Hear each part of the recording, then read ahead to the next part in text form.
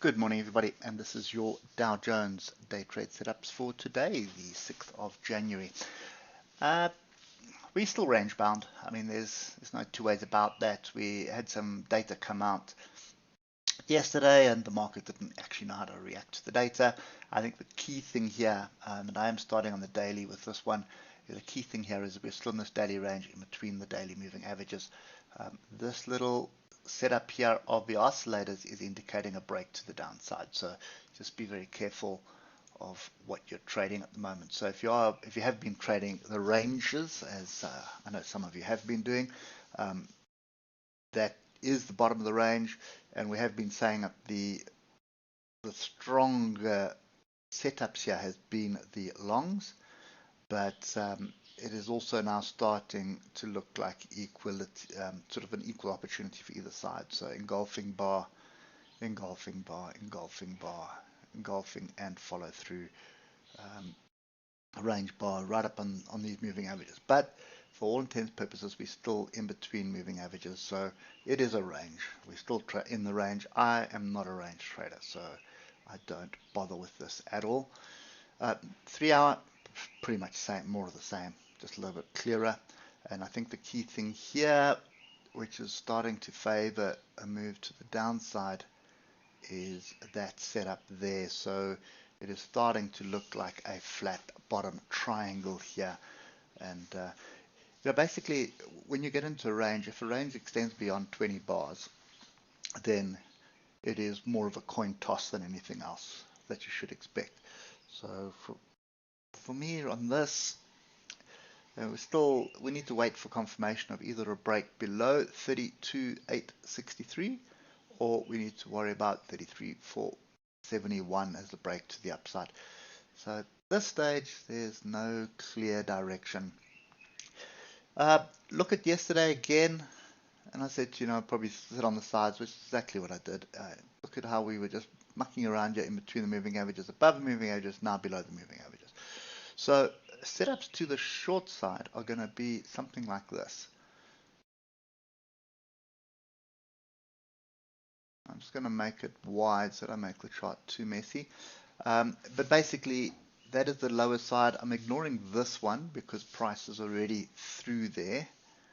Okay, but it could also be, so maybe let's just put it in. Save ourselves, no, price is through there, so let's just get rid of that. So what we're looking for is a rejection of 33,087.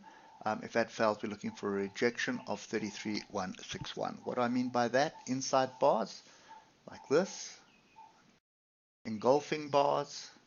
Don't think there's an engulfing bar. That is, well, the inside bar. I suppose we could argue that's an engulfing bar there, the previous bar, or a pin bar, and there's a pin bar here as well. So those are the three that we're looking for: inside bars, engulfing bars, or pin bars. That's the only candlestick pattern that I'm looking for indicator rejection here. And I would probably do that on the 15 minutes. And you can see after hours we already have an engulfing bar here with a pin bar and then another engulfing bar.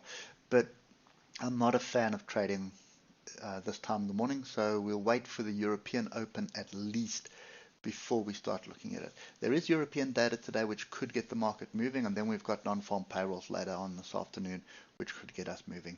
But in all honesty, I mean, the last 2 days on the 50 minutes has been mucking around on the in amongst the moving averages, and now look what we are, we're in amongst the moving averages again. So a little bit hesitant, I think. If we don't see a clear rejection of this area, I am not interested in it.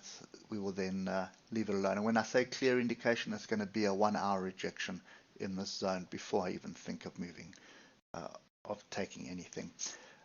This is my line in the sand. A drop below 32,863 is where shorts would come into play. If we start breaking above these highs, then we're probably going to touch the top of the range. But again, we need to break above that range, which is 33,471, before I start committing to longs at the moment. So there are smaller time frame gains to be made, but that means you need to be sitting and waiting.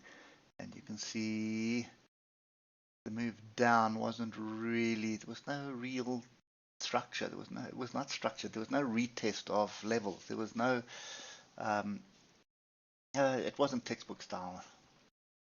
And even this little bounce down here, that was a flag. And then you got to this area, which was a 155 EMA again.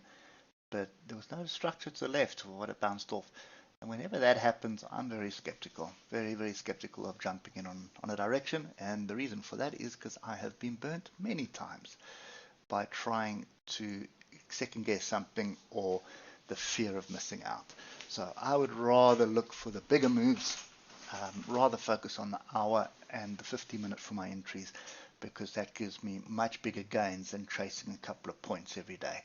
So it balances out at the end of the day, but it's less stressful for me. Anyway, that's kind of my view at the moment. Sitting quietly until we see some data, and then see how the market responds to that data, and then we may look at it. Otherwise, we will only pick this up on Monday morning.